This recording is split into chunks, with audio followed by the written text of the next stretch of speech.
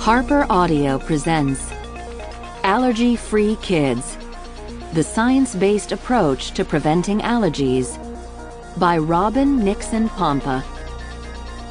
Foreword by Gideon Lack, MD, Professor of Pediatric Allergy, King's College London, and principal researcher behind the allergy intervention studies LEAP and EAT.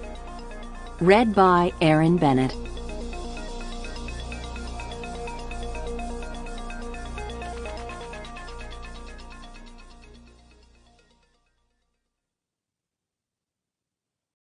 Foreword.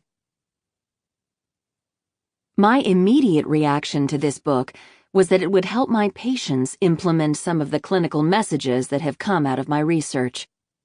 For more than a decade now, my colleagues and I have been investigating the rise in food allergies, and we came to the conclusion that there was insufficient evidence to support delayed weaning of allergenic, allergy-causing foods in young babies.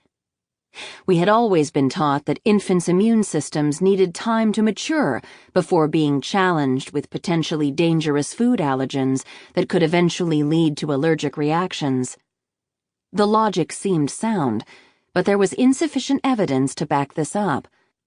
Guidelines issued in the United States in 2000 recommended avoiding the introduction of nuts, eggs, and other major allergens until late toddlerhood, and similar guidelines in the United Kingdom suggested that peanut ought to be avoided in young infants' diets.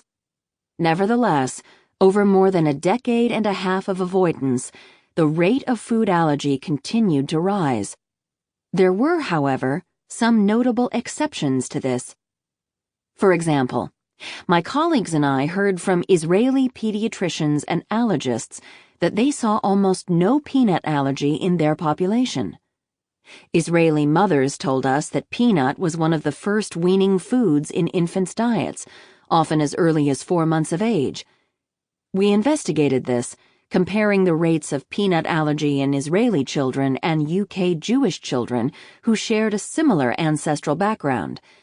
Infants in Israel were fed considerable quantities of peanut from the age of 4 months, whereas in the United Kingdom, infants avoided peanut in the first year of life.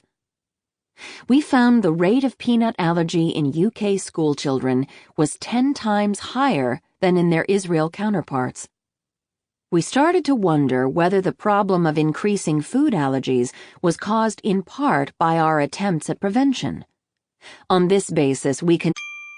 Sample complete. Ready to continue?